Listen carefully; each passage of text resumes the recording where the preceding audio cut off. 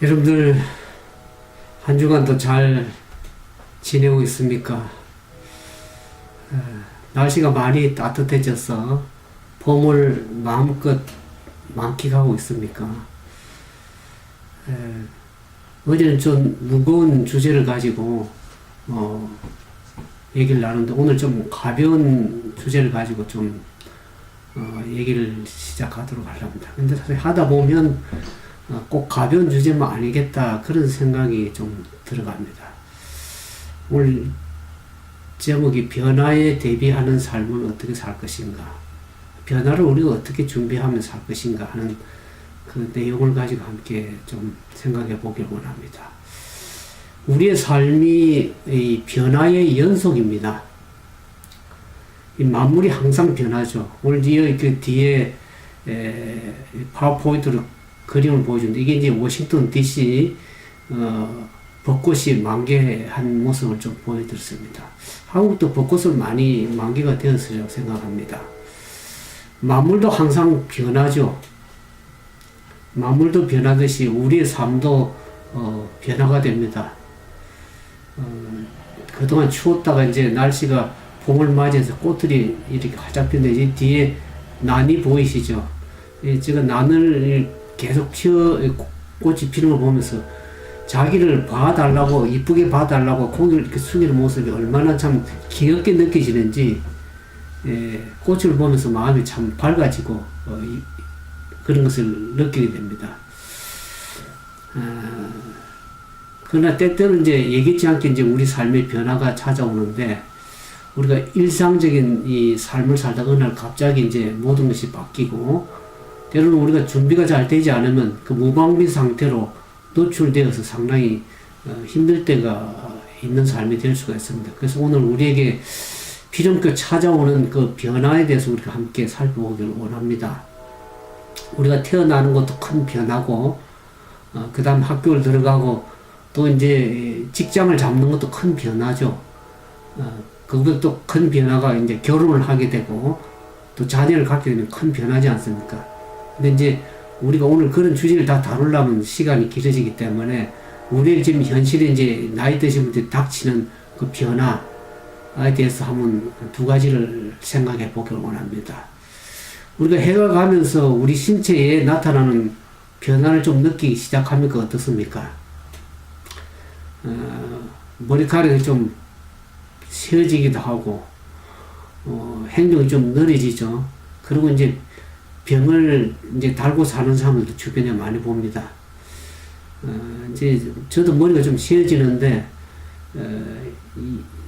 염색을 하다가, 귀찮아가 염색도 잘 안 하게 됩니다.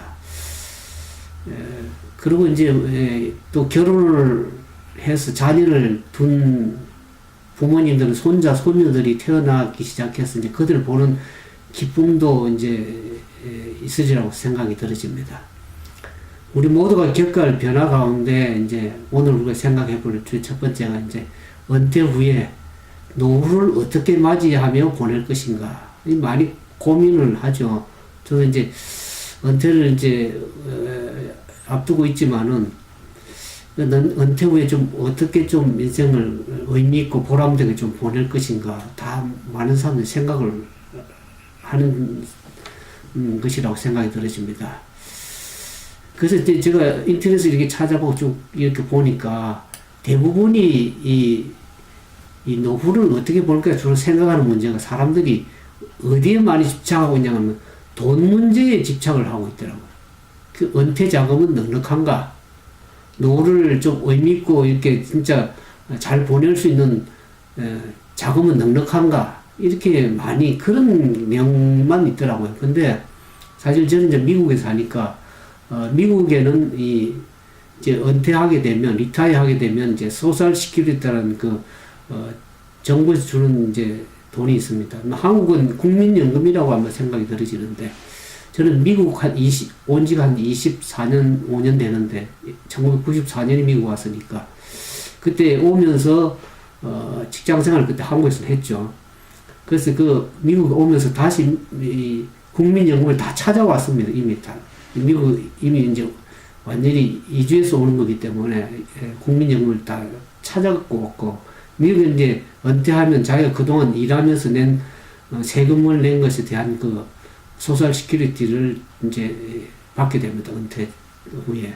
근데 이 정년이 자꾸만 이제 늘어나는 은퇴 시기가 자꾸 늘어나는 거죠. 사람들 주변을 보니까 자기가 받을 돈이 얼마인가 생각하고 또 적은 사람들은 또 은퇴 후에도 파트타임으로 또 일을 많이 합니다. 미국에는. 미국은 잡이 많기 때문에 뭐 자기가 원하면 나이가 많아도 어디든지 가서 이렇게 일을 할 수 있는 시스템이 그렇게 되어 있습니다. 근데 한국은 그게 좀 힘들이라고 생각이 들어지는데 그 사람들의 모든 집중이 돈에 집중이 되어 있더라고요.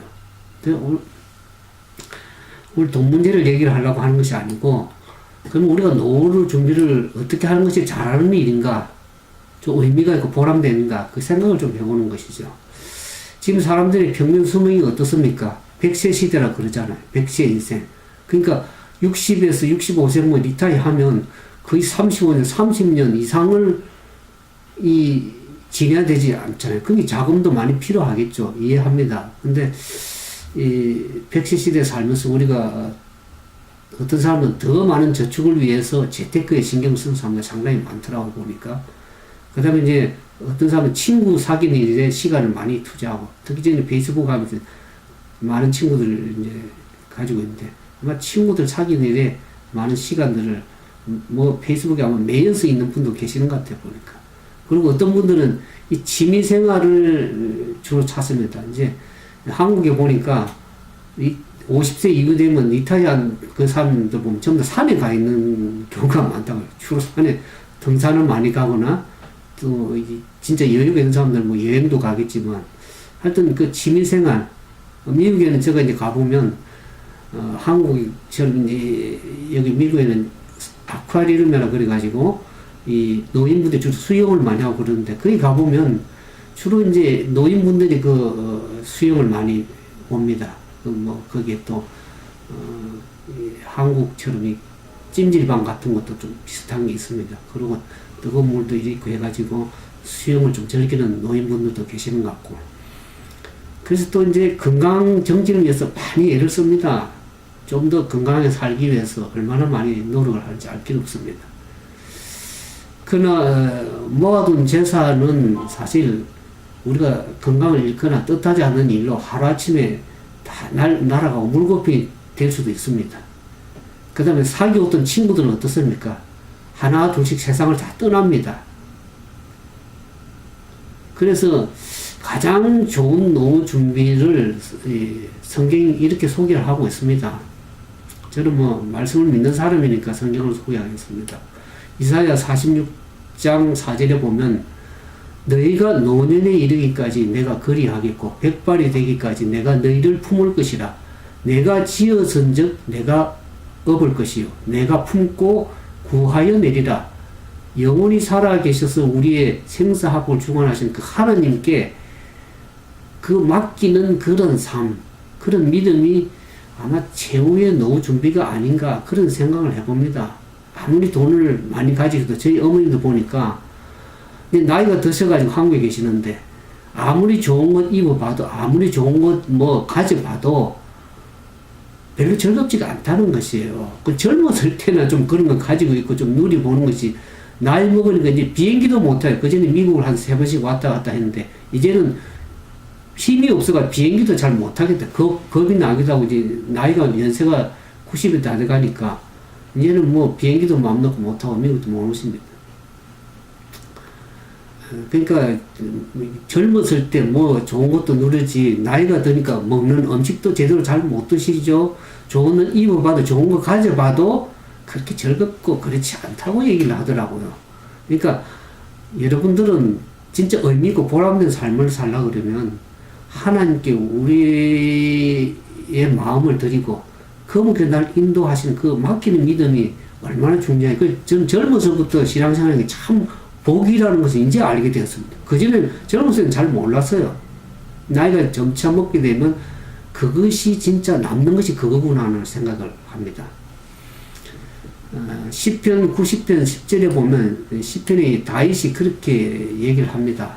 우리의 연수가 70이요 강건하면 80이라도 그 연수의 자랑은 수고와 슬픔뿐이요 신속기간이 우리가 날아가나이다. 그래서 모세가 시간이 얼마나 빠르게 지나가는지 시간의 흐름에 대해서 얘기했습니다. 그 나이 드신 분들이 그렇게 얘기를 합니다.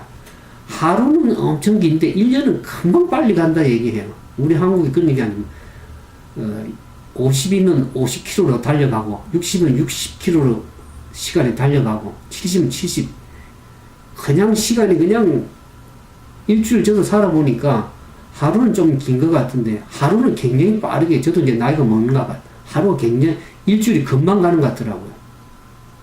하루는 조금 지루하게 느껴지지만 그게 이제 나이 드는 이제 그 정상입니다. 일주일이 금방 가더라고요. 근데 나이 드신 분들은 하루는 좀 지루한데 1년은 그냥 휘딱 간다는 얘기를 하더라고요. 그러니까 이 시간의 흐름을 우리가 막을 수가 없습니다. 그래서 우리가 이 시간의 흐름을 진짜 빠르게 흘러가는 세월에 우리가 어떻게 좀 의미를 가지고 살 수 있을까? 시편 71편에 시편 기자가 그렇게 참 의미있게 적었습니다. 여러분들이 시편을 좀 많이 묵상하시면 삶에 많은 도움이 됩니다. 시편에 보면 시편 여호와여 내가 주께 피하오니 나를 영영이 수치를 당케 마옵소서. 이 3절에 가면 주는 나의 무시를 피하여 거할 바위가 되소서. 주께서 나를 구원하라 명하소서. 이는 주께서 나의 반석이요 나의 산성이십니다. 하나님을 신뢰하는 믿음을 가지라고 얘기를 합니다. 이 시편 기자가 이 노년 때에 이제 나이가 먹어서 리타하고 이제 인생의 노년에 될 때는 전반적인 인생에 대해서 이 교훈을 주고 있습니다. 한 세 가지로 좀 살펴볼 수가 있는데 그가 시편 70편 쓴 기자가 삶의 고난이 참 많이 겪었습니다. 그러나 그가 평생 하나님을 신뢰함으로써 행복을 느꼈던 이 찬송이십니다. 노년으로 가는 가장 좋은 길은 이분이 얘기하기는 젊었을 때부터 하나님을 신뢰하는 것이랍니다. 그게 이제 여러분 나이가 드시면 그것을 이제 그때 깨닫게 된다. 젊었을 때는 잘 모릅니다. 그냥 막연하게 그냥 이렇게 하나님을 신뢰하고 왔지만 이제 나이가 들면 신뢰할 수 있고 의지할 수 있는 것이 굉장히 중요하게 되는 거거든요. 그래서 노년에 이르기까지 그것을 자기가 하나님 그 신뢰하는 것을 배우면서 세 가지 중요한 교훈에 대해서 얘기를 하고, 첫 번째가 이 10분 70을 보면 하나님과 깊고 개인적인 관계를 계속 발전을 시키라고 얘기를 하고 있습니다. 이 3절에 보니까 주님께 대한 반석과 나의 산성이라고 그분 신뢰하는 믿음을 가졌잖아요. 근데 그가 언제부터 그러냐 하면 5절은 주 여호와 주는 나의 소망이시요 나의 어릴 때부터 의지시라. 이분은 어렸을 때부터 하나님을 의지했다는 거죠. 저는 이제 젊어서 대학을 한국에서 다닐 때 2학년 때 아마 교회를 나가기 시작한 것 같아요. 그때 뭐 뭣도 모르고 다녔는데, 그러나 저는 이제 좀 진리가 뭔지를 좀 알고 싶은 마음이 있었습니다. 전부 다 교회가 너무 많아가지고 뭐지 어느 교회가 진리인지를 몰랐어요. 그래서 이 교회도 가보고 저 교회도 가보고 뭐 여러 교회를 다 가봤습니다. 그래서 여호와 증인을 하고 예배해보고 뭐 다 얘기해봤어요. 근데 나중에 어느 교회가 진리인지를 찾게 됐는데, 이 시편 기자는 내가 모태에서부터 주를 붙드신 바 되었으면 내 어미에 비해서 주를 취하여 내신 바 되었으면 나는 항상 주를 찬송하리이다. 얼마나 복인지 알 길이 없습니다. 많은 사람들은 하나님을 잘 못 믿는 사람들, 하나님을 저는 잘 믿어지더라고요. 근데 안 믿는 사람들은 참 그것도 잘 믿어지는 것도 복이더라고요. 마음이 이제 좀 겸손하게 해서 그런지는 모르겠지만, 성격이 그래서는 모르지만 하나님을 잘 믿어졌습니다. 어떻게 하든지 젊었을 때부터. 근데 이 소망과 확신을 갖는 것, 특히 이제 나이가 들면, 저희 누님이 이제 테네시에 있는데, 저는 이제 버지니아 삽니다. 저도 테네시에서 한 2년간 살다가 이제 버지니아 왔는데, 자기 이제 저보다 저희 누님이 나이가 이제 더 많기 때문에 그 주변의 사람들은 이제 다 리타이 해가지고 어떡합니까? 자녀들 뭐 치닥거리 해주거나 손자들 돌보거나 그런 시간을 주로 보냅니다. 한국도 마찬가지더라고. 리타이 하고 나서 뭐 주로 손자 손주들이 봐주는 일을 주로 하더라고요. 이거 참 인생이 그렇습니다. 근데 우리 누님은 이제 비즈니스를 크게 하면서 자기들이 이제 교회를 개척을 했거든요. 교회를 개척해가지고 영혼들을 이제 소글 많은 영혼들이 아니지만 교회를 개척해서 말씀을 전하고 그렇게 봉사를 하다 보니까 그 주변의 사람들이 손자 손주 보는 그 애들 손주들 지나가게 주는 그 이타한 사람들이 당신은 참 복이 있다. 뭔가 하나에 몰두하고 의미있고 보람된 일을 하니까 참 부럽다는 얘기를 하는 거예요. 자기들은 그렇지 못하고 있는 상황에서. 그러니까 이 나이가 먹을수록 뭔가 하나에 미쳐야 되거든요. 여러분들이 아마 저 말에 동감하신 분이 계실 거예요. 뭔가 하나에 자기가 심취해가지고 할 수 있는 그런 것이 필요합니다. 나이가 들면. 근데 무엇을 심취하는 손자 손주 보는 것도 그것도 얼마나 힘든 일입니까? 근데 하나님의 말씀에 믿고 의지하고 나갈 수 있는 게 얼마나 이게 복인지 알 길이 없습니다. 제 주변에 보니까 나이가 먹어서 이제 카메라를 들고 그 사진을 찍는데 또 취미생활에 또 열심을 내는 분이 있고 어떤 사람은 골프에 그렇게 저는 골프를 뭐 좋아 안 합니다. 그 조그마한 구멍에다가 뭔가 집어이어 보려고 그렇게 애를 쓰는 거 그게 그것보다 하나님 말씀이 훨씬 더 우리를 윤택하게 하고 더 값지게 만드는 거라고 생각이 들었습니다. 근데 그래서 이 하나님의 말씀을 연구하고 그러면서 여기 보면 시편 기자가 자기를 하나님께서 행하신 그 모든 일을 묵상하면서 매일 그분과 나눈 대화가 있잖아요. 그 말씀을 보고 기도하고 하나님과 끊임없는 대화를 하다 보니까 그 관계가 점점 더 깊어지고 의미가 있다는 것이죠. 그래서 이 시편 기자가 하나님과의 깊고도 개인적인 그런 관계를 점점 더 발전시키라고 합니다. 그러면 치매도 별 걸릴 시간이 없어요. 남을 욕할 시간도 없습니다. 그러면서 이제 두 번째 교훈은 이제 좋은 습관을 좀 기르라 그런 얘기를 합니다. 우리가 건강을 위해서 많은 좋은 음식도 드셔야 되고 또 운동도 좀 이렇게 해주셔야 되고 나이 들어도 저는 이제 가끔 이게 미국에서 수영에 이렇게 가보면 나이 드신 분들이 주로 와 있어요. 저보다 나이가 워낙 많으신 분들이. 그래서 거기서 수영하고 나이가 먹으니까 이 뛰는 운동도 쉽지만은 않더라고요. 그래서 걷는 운동 주로 이제 레이크에 가서 주로 이제 트레일을 통해서 이제 이렇게 걷는 운동을 많이 하고 햇볕도 좀 쐬어주고 그래서 그런 건강과 이 몸이 건강해야 이게 됩니다. 하나님 사부터 환자는 하나님이 쓰실 수가 없다고 합니다. 자기 몸도 관리하기 힘든데 남은 어떻게 돌보겠습니까? 일단 저도 말씀을 전하고 이렇게 사람들 복음을 나누다 보니까 몸이 아프니까요.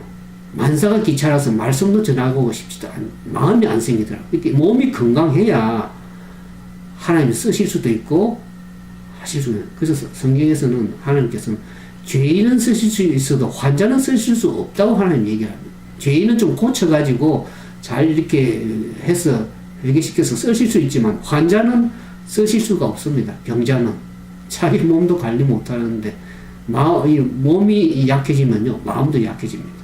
몸과 마음이 하나가 일체가 되어 있거든요. 그러니까 몸이 건강해야 마음도 건강하고 정신도 건강한데 그래서 좋은 건강을 위해서 많이 좀 운동도 하시고 특히 시편 기자는 3절에 보니까 하나님을 신뢰하는 그 믿음을 좀 가진 것이 참 좋다고 얘기를 합니다. 그 다음에 6절에 가서 보면 그가 하나님을 항상 찬송했다는 거죠. 우리가 항상 마음으로 기뻐하고 찬양하고 찬송하는 삶이 얼마나 참 인생의 의미가 있는 삶인지 알 게 없습니다. 그 다음에 14절에 가면 우리가 나이 먹으면 자꾸만 이제 소망이 없잖아요. 사람들이 제 주변에 보니까 삶이 허무하다, 허전하다 이렇게 얘기하는 분들이 많더라고요. 그래서 이 4절에 보면 나는 항상 소망을 품고 주를 더욱 찬송하다. 소망을 갖는 일, 그게 얼마나 인생의 삶의 의미가 있겠습니까? 소망을 갖는 것. 그래서 이 시편 기자가 자기가 이제 나이가 먹어도 그 하나님에 대해서 그분에 대해서 말하기를 원했다 얘기했죠. 15절에 보니까 내가 청량할 수 없는 주의 의와 구원으로 내 입으로 종일 전하리이다. 내가 주 여호와의 너가신 행적을 가지고 오겠사오며 주의 의 곧 주의 의만 진술하겠나이다. 하나님의 나를 어려서부터 교훈하였으면 내가 지금까지 주의 기사를 전하나이다. 그러면서 그분이 나이가 먹어서도 어떻게 하겠냐면 18절 하나님이 내가 늙어 백수가 될 때에도 나를 버리지 마시며 내가 주의 힘을 후대에 전하고 주의 능을 장래 모든 사람에게 전하기까지 나를 버리지 마소서.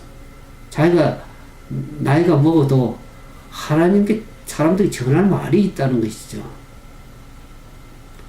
이게 얼마나 참 의미가 있고 보람된 일이겠습니까? 그러니까 여러분들이 제가 한국에 갈 때 한국에 옛날에 노무현 대통령이 그 바위에서 떨어져 죽지 않았습니까? 그래서 제가 시편에 그 시편 42절인가 43절인가 이 시편 42편 5절에 보면 사람들이 마음에 낭망하고 낙심할 일이 많거든요. 한국 상황이 좀 그런 상황들이 많은 걸 보면서 아마 노무현 대통령이 이 말씀을 알고 믿음을 가졌더라면 그가 참 그렇게 죽지 않고 지금도 잘 살고 있으리라는 생각이 들어지는데 여기 보면 시편 40편 5절 내 영혼아 내가 어찌하여 낭망하며 어찌하여 내 속에서 불안하여 하는고 너는 하나님을 바라라 그 얼굴에 도우심을 인하여 내가 오히려 찬송하리로다. 하나님을 믿는 믿음이 이렇게 중요한 것입니다. 사람들이 불안하고 영혼이 낙심되고 절망해가지고 자살하는 사람들이 얼마나 주변에 많습니까? 그런데 하나님을 믿고 바라다 보니까 그런 불안보다는 오히려 하나님의 도우시는 그 도우심을 인해서 오히려 불안하고 낭망하고 좌절하는 게 아니라 오히려 찬송하는 그런 마음이 드는 얼마나 귀중한 일인지 알 길이 없습니다. 그래서 노후를 여러분들이 여러 가지 준비하는 방법도 있겠지만 가장 좋은 방법은 하나님이 믿는 믿음을 가지시기 바랍니다. 혹시나 여기 참여하신 분들이 믿음을 안 가졌다면 반드시 믿음을 꼭 가지세요. 그건 여러분들이 이제 앞으로 그것이 남는 것이 그것밖에 없어요. 저희 아버님이 살아 계실 때 뭔가 하는 것 같더라고요. 우리 군 출신이고 또 힘도 있고 그래가지고 뭔가 큰 소리 치면서 잘 하는 것 같았는데 죽고 나니까 국립묘지 가 있는데 국군묘지 가 있는데 가보니까 묘지 하나 있고 뭐 몇 평도 안 되는 평수도 안 있죠. 거기에 묻혀 있는데 아무 의미가 없더라고. 제가 가보니까 살았을 때 뭔가 하는 것 같지만 죽고 나면 아무것도 없어요. 이 믿음을 소망을 가지고 부활의 소망을 갖는다는 것 얼마나 중요한 일인지 알고 이제 두 번째 이제 우리가 변화에 대해 준비할 것이 죽음을 준비하는 것. 이건 참 무거운 주제지만 우리가 믿음을 갖는 사람들은 예수님의 재림 때까지 우리가 살아있지 못하는 이상 모두가 겪어야 될 가장 큰 변화 가운데 한 가지가 죽음입니다.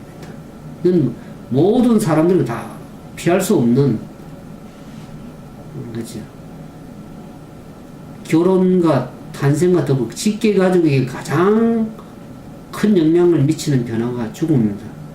가족이 잃는다는 건 그 큰, 이번에 한국에도 뭐 세월호 5주기 하는데 자녀들 잃은 부모들의 마음이 얼마나 아프겠습니까?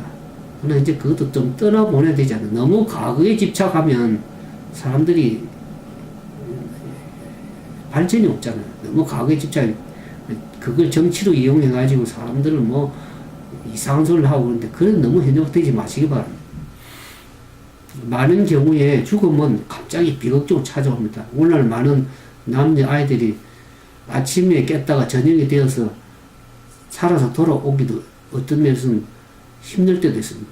아침에 나갔는데 교통사고 당해서 못 돌아올 수도 있고 저녁이 되기 전에 가족을 잃을 수도 있습니다. 지금은 안전한 세상이 아니잖아요. 제약도 범람하고 사고와 사건과 재난이 얼마나 많습니까? 최근에 산불 소식에 희생자들 뿐만 아니라 얼마나 많은 사고와 재난과 질병이 많아서 안전한 땅이 없습니다. 그래서 우리가 매 순간 준비하고 살아가는 삶은 죽음을 준비할 수 있는 방법은 뭡니까? 하나님과 연결되어 매 순간 그분을 믿는 믿음을 가지고 신뢰하면 소망을 가지고 살아가는 것. 그래서 예수 그리스도의 의의 옷을 입는 일 외에는 가족에 찾아오는 죽음을 준비할 그런 방법이 없는 것 같습니다. 특히 나이 드신 분들은 내일 아침에 내가 일어날 수 있을지 없을지 오늘이 마지막이지 누가 알겠습니까? 모르죠. 최근에 이제 주변에서 보면 그 암으로 고생을 많이 하다가 좀 더 그분은 재산이 있어가지고 뭐 병원에 가서 비싼 주사도 맞고 막 생명을 어떻게 하든지 좀 더 연장해가 한 6개월 산다는 것은 1년 넘게 살았어요. 하여튼 뭐 약을 좋은 걸 쓰고. 근데 그분을 보니까 너무 힘든 것이 조금 움직일 때는 괜찮았는데 이제 더 쇠약해지니까 화장실도 자기 힘으로 못 가게 될 때 그 배우자 부인이 이제 화장실을 모시고 가는데 그 부인도 남편을 힘들고 화장실까지 모시고 가니 힘도 없어가지고 이제는 같이 엎어지고 같이 울었다는 그 얘기를 내가 들었습니다. 근데 그분이 얼마 돌아가셨어요. 돌아가셨는데 안타깝더라고. 좀 건강하면 좋은데. 그러나 우리가 영원히 살 수 있는 방법을 소망이 없으면 참 인생이 그걸로 끝난다 그러면 얼마나 안타까운 사실이겠습니까? 우리가 살 날이 몇 달밖에 남지 않았다는 사실을 우리가 혹시나 안다면 여러분들은 어떻게 살겠습니까? 우리의 죽음이 언제 우리를 덮칠지 정확하게 알지 못하지만 삶의 끝이 가까워지고 있다. 점점 더 가까워지고 있다는 것만큼 우리가 이제 좀 나이 드신 분들은 알게 될 것입니다. 그래서 피할 수 없는 일을 대비하기 위해서 자신과 가족들을 준비시키는 일이 때로는 우리가 필요하다고 생각이 들어집니다. 이 열왕기상 2장 1절에 4절에 보면 다윗이 자기가 이제 죽음이 임박해가지고 자기 아들에게 유언적으로 얘기를 합니다. 열왕기상 2장을 좀 볼까요? 2장 1절에서 4절에 보면 다윗이 죽을 날이 임박하매 그 아들 솔로몬에게 명하여 가로되 내가 이제 세상 모든 사람의 가는 길로 가게 되었노니 너는 힘써 대장부가 되고 내 하나님 여호와의 명을 지켜 그 길로 행하여 그 법률과 계명과 율례와 정거를 모세 율법에 기록된 대로 지키라. 그리하면 내가 무엇을 하든지 어디로 가든지 형통할지라. 여호와께서 내 일에 대하여 말씀하시기를 만일 내 자손이 그 길을 삼가 마음을 다하고 성품을 다하여 진실이 내 앞에서 행하면 이스라엘 왕위에 오를 사람이 내게서 끊어지지 아니하리라 하신 말씀을 확실히 이루게 하시리라. 하나님 약속의 보증의 말씀을 자기가 죽음이 임박해서 아들 솔로몬에게 유언으로 하는 그 말씀을 이제 하는 것을 보게 됩니다. 어제 제가 얘기 드렸죠.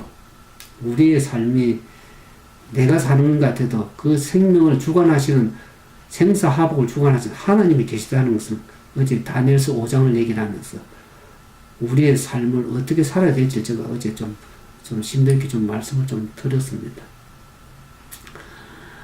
그리스도인은 특히 하나님 있는 사람은 일상의 삶이 죽음을 앞둔 유언처럼 살아야 될 것이라고 생각합니다. 요즘에 참 사고가 많은 세상이죠. 전쟁의 소문도 사고도 너무나 사고가 많아서 자연재해가 얼마나 많습니까?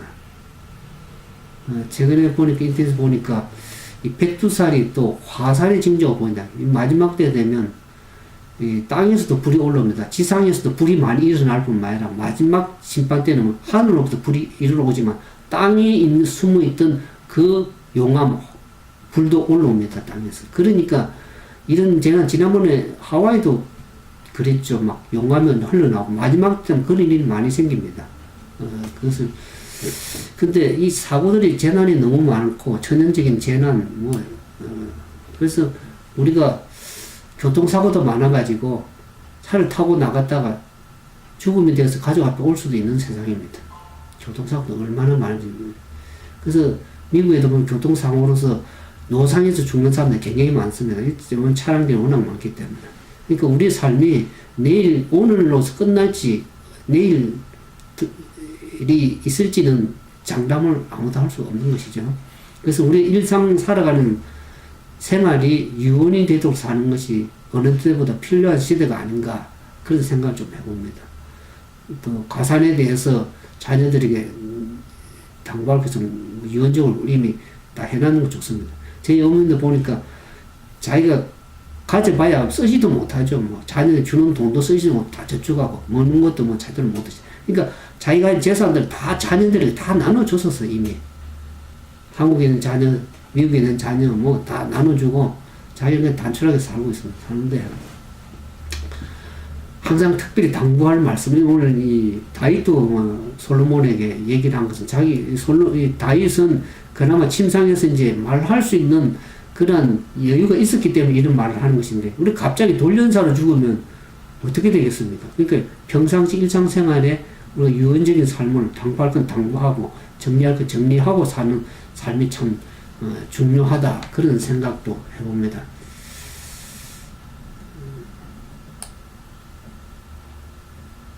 이 다윗은 이제 마침 자기가 평안의 임종을 맞이하기 때문에 아들에게 이 부탁한 말을 했습니다. 근데 다윗에 대해서 얘기를 하기를 그렇게 얘기했습니다. 열왕기상 15장 5절에 보면 다윗에 대해서 이렇게 얘기합니다.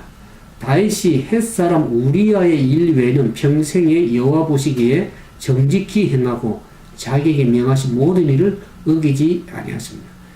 다윗이 하나님 마음에 합한 사람이었지만은 그도 인간이고 연약해가지고 어떨까 범죄 길로 아주 흉악한 죄를 범합니다. 우리아를 전쟁터에 내보내서 죽게 하고 우리 아내 바세바를 동치막한 살인죄와 간음죄를 범했습니다. 엄청난 일이죠. 죽을 죄죠. 그랬지만 그가 왜 용서를 받았습니까? 그가 자기가 한 일을 뼈저리게 후회하고 회개했습니다. 돌이켰습니다. 하나님은 우리 회개하고 돌아온 영혼을 내치지 않습니다. 진정으로 겸비한 마음을 가지고 회개하고 돌이키면 하나님은 그 죄를 넉넉히 용서하시는 분이십니다. 그래서 다윗은 햇사람 우리아 일 외에는 평생에 하나님께 여호와 보시기에 정직히 행하고 하나님 말씀에 순종해서 행했다는 얘기를 이 기록에 남기고 있습니다. 열왕기상 15장 5절에 보면. 그러면서 그렇게 신신당부를 자기 아들에게 이제 실수하지 않도록 하나님 말씀에 순종하도록 율법에 준수하도록 신신당부를 했는데 어떻습니까? 솔로몬이. 그렇게 했는데도 불구하고 솔로몬이 자기 지혜를 의지하다가 이스라엘 민족을 망하게 하는 우상 숭배를 끌어온다. 이 자기 첩을 엄청나게 뒀잖아요. 후궁들을 많이 두고 있다 보니까 그들이 가져오는 그 때문에 우상 숭배에 젖어가지고 이스라엘 백성들을 하나님의 말씀으로 이끌어가기보다 우상 숭배를 끌어들어가 백성들이 죄를 범하게 하고 나라를 망한 쪽으로 끌고 갔잖아요. 제가 그걸 보면서 오늘 한국에도 제가 예전에 그 인터넷 동영상을 보면서 그런 얘기예요. 문재인 대통령에 대해서 어느 국회의원이 얘기를 하고 문재인 대통령과 나이가 같은 분이십니다. 그분이 이제 국회의원을 하시는 게 지금 국회의원 하는지 안 하는지 모르겠는데 그 동영상을 보니까 그분도 아버님이 북에서 남한 6.25 때 넘어왔다고 그래요. 그 문재인 아버지도 북한에서 어느 지방이지 그 북한 지방에서 공무원을 한 30년 이상 했다 그러더라고요. 그래서 문재인 대통령 아버지도 남한으로 이제 피난 온 것이죠. 그러면서 그 국회의원이 자기는 자기 아버지가 항상 북한에 살아서 얼마나 북한 사람들이 지독하며 한 반공정신을 엄청나게 심어줬다 그랬까 아들한테. 그래서 자기는 반공정신이 투철한 국회의원이 되었고 문재인 대통령 어떻습니까? 북한을 칭송하는 사람이 되어버렸습니다. 그냥 북한 대변인이라고 그러잖아요. 외교 보세요. 모든 나라들이 다 대한민국을 왕따시키고 있습니다. 외교를 그렇게 하면 안 되죠. 일국의 대통령이 국민을 잘 살게 해야지.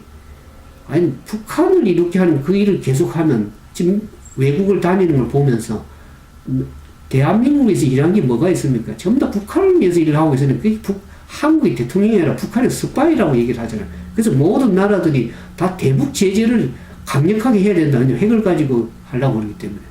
그런데도 불구하고 대북 제재를 풀어주자 하니까 다른 나라는 어떻게 생각하겠습니까? 다른 나라에 있는 통치자에 더 걱정을 합니다. 대한민국은.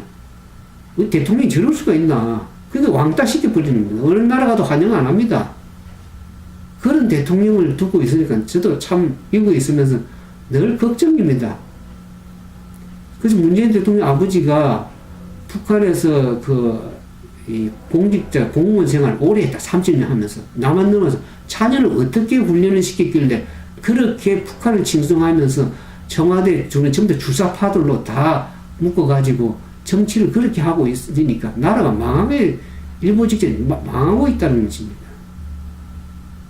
그러니까 이 다윗이 그렇게 얘기를 해도 솔로몬 자녀는 참 마음대로 안 되는가 합니다.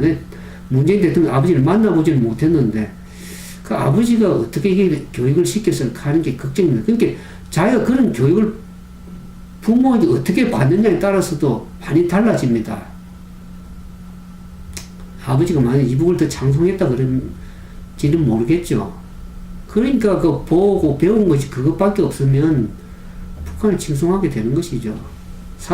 이념 사상에 붙들리면 이게 참 무서운 것입니다. 솔로몬은 사실 자기가 그런 아버지의 권고에 또 자기가 잘못해가지고 자기 지를 의지하다 실수를 했지만은 이런 일을 뼈저리게 후회를 했습니다. 노년에 가서.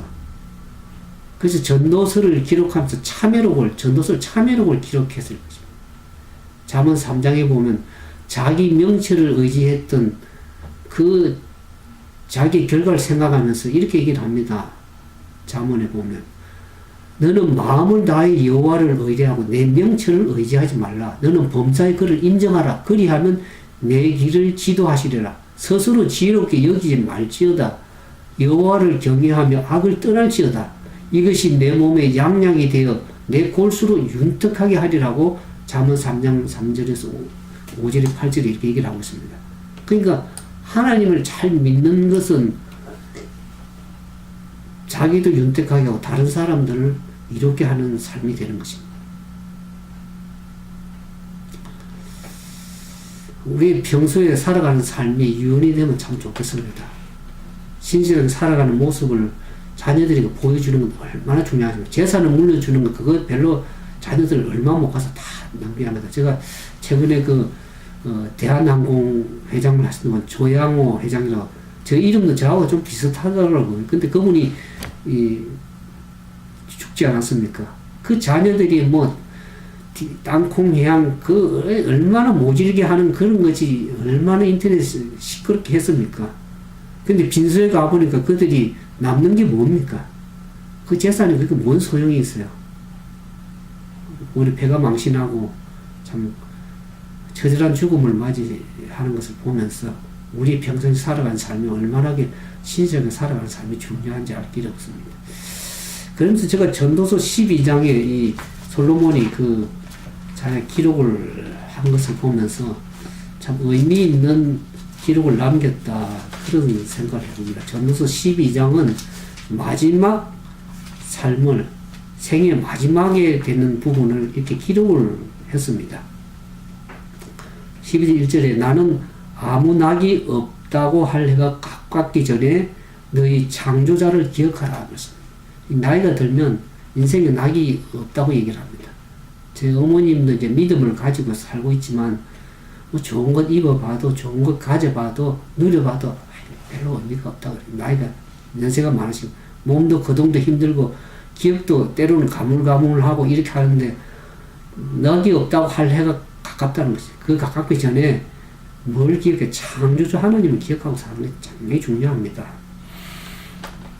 그러면서 3절에 그런 날에는 집을 지키는 자들이 뜰 것이며 힘 있는 자들이 구부러질 것이며, 이 말은 뭐냐면 나이가 들면 이제 집 지키는 일밖에 못합니다. 뭐 손자 손주 보는 것도 그것도 좀 힘이나 있어야 그것도 손자 손주도 좀 봐주고 하는데, 이제 더 나이 먹으면 그냥 집을 지키고 있는 것입니다. 움직일 수가 없으니까.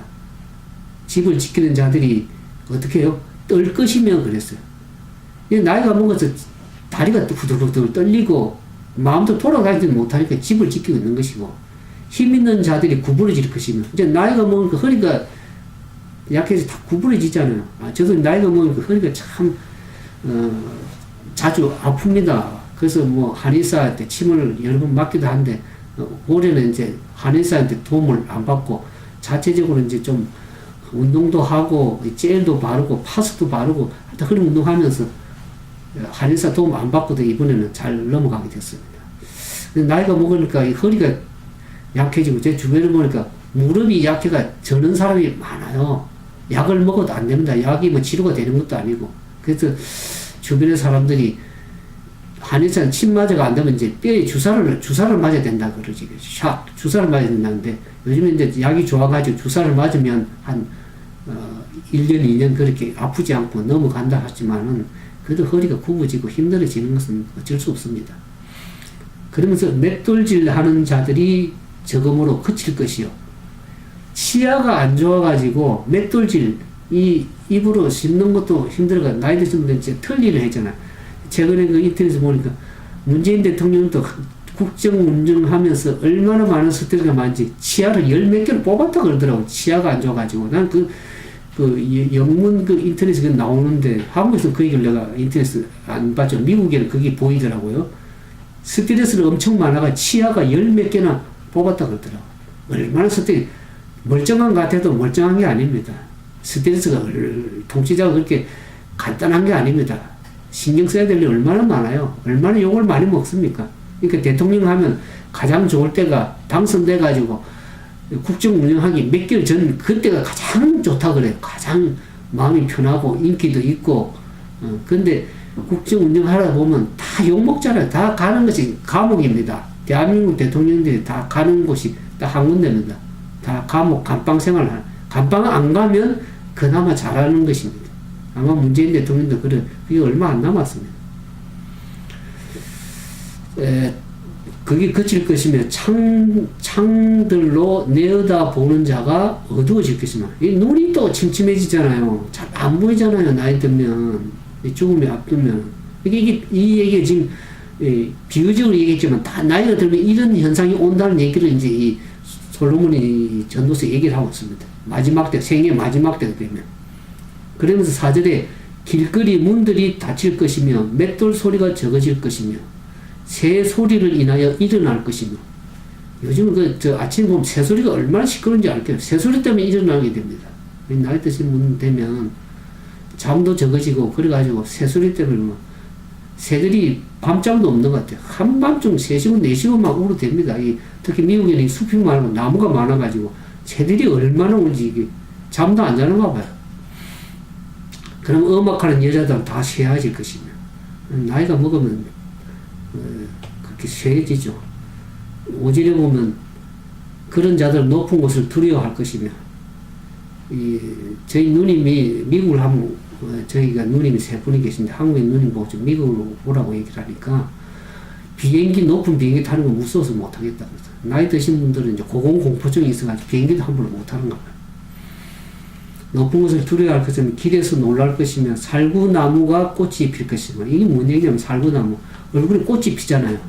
살구나무가 꽃이 피듯이 얼굴에도 꽃이 핍니다. 나이가 먹으면 이게 버섯 같은 검푸스름한 꽃이 피고, 그 다음에 원욕이 거칠 것입니다. 아무리 힘이 정력이 좋아도 나이 먹으면 어떡합니까? 이제 그 힘도 다 떨어지는 거예요. 원욕이 떨어집니다. 그치고 사람이 자기 영원한 집으로 돌아가고 조문자들이 거리로 왕래하며. 자기 죽고 나면 누가 오겠습니까? 조문자들이 이제 왕래하게 되는 것입니다. 생의 마지막 때거든요. 그래서 7절에 보면 흙은 여전히 땅으로 돌아가고, 이 말은 뭐냐면 우리는 다 흙입니다. 흙에 사람의 몸의 이 요소를 살펴보면 인, 철 전부 다 흙의 성분이 다 몸으로 구성이 되어 있습니다. 좀 아시는 분들 알 거예요. 그러니까 우리는 흙인 존재인 거예요. 흙으로 만들었기 때문에 흙인 존재라서 흙은 여전히 땅으로 그냥 묻으면 흙이 흡수가 다 되어버립니다. 흙의 요소를 우리 다 가지고 있기 때문에 인체가 흙으로 지었다는 걸 알게 되죠. 그래서 신은 그 주신 하나님께로 돌아가 전에 기억하라. 돌아가기 전에 그것을 주신 하나님께 기억하라는 것입니다. 그러면서 이 솔로몬이 전도자가 가로되 헛되고 헛되도다 모든 것이 헛되다 그랬습니다. 이 솔로몬 왕처럼 모든 것을 누려본 사람은 아마 없을 겁니다. 왕으로서 큰 궁전도 짓고 저택도 지어보고 후궁들도 뭐 1000명이 넘는 엄청난 여인들을 거느리고 좋은 것 다 먹어보고 다 누려봐도 말년에 가는 거 어떻다 그래요? 다 헛되다. 그래서 바람을 잡는 것처럼 헛된 걸 잡고 있다는 것을 얘기를 하는 것입니다. 권력도 명예도 그거 얼마 못 갑니다. 대통령자에도 그렇게 뭐 금방 지나가는 것입니다. 그래서 전도자가 어떻게 하냐면 이제는 이 전도자가 지혜로움으로 여전히 백성의 지식을 가르치고 묵상하고 공부하며 자문을 많이 썼는데 여기 보니까 내 아들아 또 경계를 받으라. 여러 책을 짓는 것은 끝이 없고 많이 공부하는 것은 몸을 피곤해. 우리 많이 공부하고 지식 산다 근데 몸이 피곤한 노릇입니다. 그것도. 13절에 가서 여러분들 결론적으로 이제 말씀을 드리겠습니다. 이래 결국을 여러분들 지금 다 들었습니다. 제가 변화에 대해서 어떻게 준비해야 될 것인지, 노후를 어떻게 대비하고 준비해야 될지 말씀드렸죠. 마지막으로 죽음을 어떻게 대비할 것인지 쭉 말씀을 드렸습니다. 이제 결국을 다 들었으니 하나님을 경외하고 그 명령을 지킬지어다. 이것이 사람의 본분이다. 사람의 해야 될 본분이 뭔가 그러면 자기를 지으신 창조주 하나님께 내 인생에 아무 낙이 없다고 할 내가 가기 전에 내 인생이 연약해서 무덤으로 가기 전에 하나님을 경외하는 것, 그것이 여러분들이 살 길이요. 그게 여러분들이 사람의 본분이라고 얘기하고 14절에 왜 그러냐면 하나님은 모든 행위와 모든 은밀한 일을 선악간에 심판. 어제 제가 다니엘서 5장 얘기를 했죠. 바벨론 왕 느부갓네살 왕 그 손자였던 벨사살 왕이 마지막 최후의 밤을 어떻게 맞았습니까? 그의 인생에 살아오면서 그 부왕들이나 하나님에 대한 경고를 엄청 많이 교훈들을 주고 기회들을 많이 주었음에도 불구하고 그 기회들을 선용하지 않고 그냥 자기의 주색 잡기, 그냥 자기의 정욕을 위해서 욕심대로 그냥 살아온 그 삶이 끝말이 오니까 어떻게 되면 참 비참해지잖아요. 그 하나님의 심판의 때가 그것을 엄밀한 일을 보고 계시고 보이지 않는 순찰자가 있다는 걸 얘기 드렸습니다. 거룩한 순찰자가 있다는 거지. 어제 그 말씀 한번 보십시오. 아마 다니엘서 5장에 제가 정확하게 설명을 들었습니다. 그 모든 행위와 은밀한 일을 하나님 다 보고 계시는 것입니다. 우리가 그 죽음으로 끝난 것이 히브리서 9장에 보면 그 얘기하고, 히브리서 9장 4절 볼까요? 그 말이 나옵니다. 사람은 다 한 번은 죽게 돼 있다고 얘기를 합니다. 히브리서 9장 4절인가요? 히브리서 9장 4절이 아니고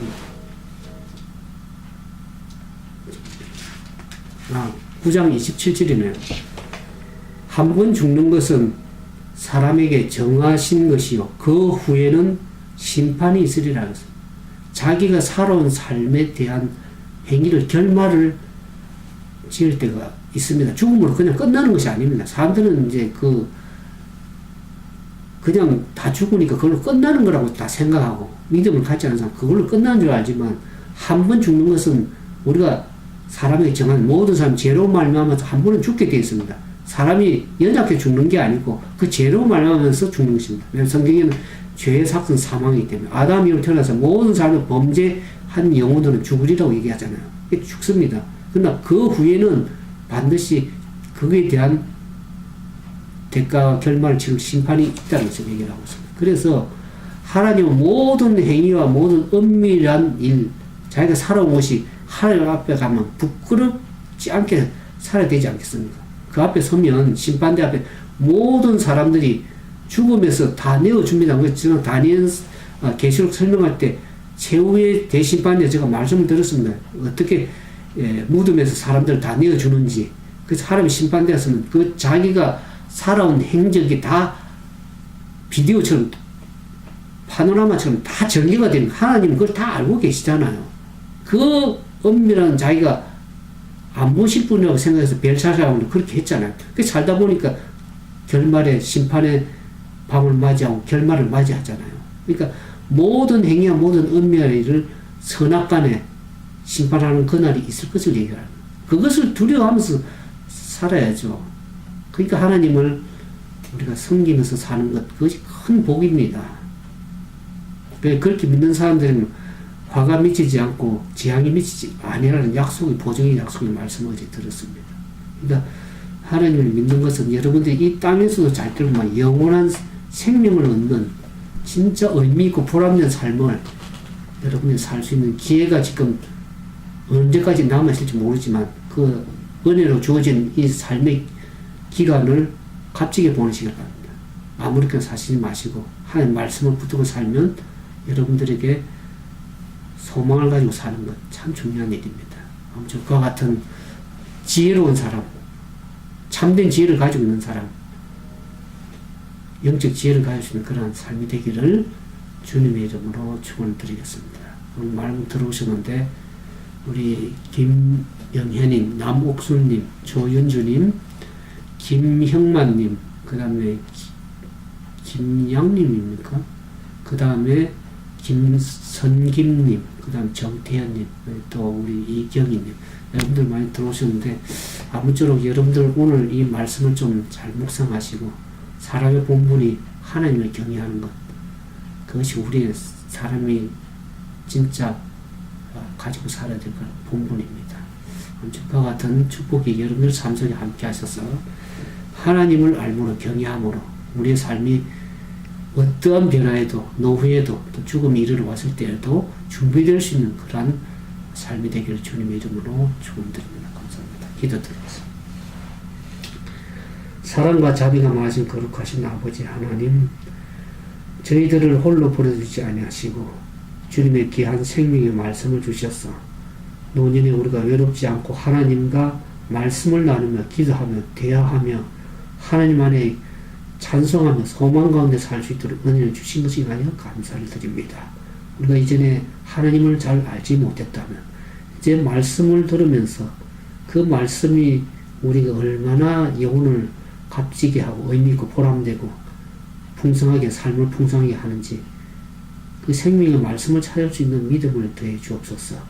그래 우리가 노년에 이를 때 우리가 참으로 아무 낙이 없다고 할 해가 가깝기 전에 창조주 하나님을 기억하고 그분 안에서 기쁨을 누리며 소망 가운데 삶으로 하나님께 영광이 되고 이 땅에서도 우리가 참으로 의미있고 보람된 값진 인생에 참된 지혜를 가진 삶이 될 수 있도록 우리 모두에게 축복해 주시옵기를 바라오며 다시 오실 그 주님의 재림을 준비하는 값진 삶을 말씀 안에서 찾고 소망 가운데 주의 재림을 고대하는 값진 하나님의 백성들이 되도록 축복해 주시옵기를 바라올 때 우리 죄 가운데서 구원하신 우리 주님 예수님 이름으로 감사하며 간절히 기도드리옵나이다.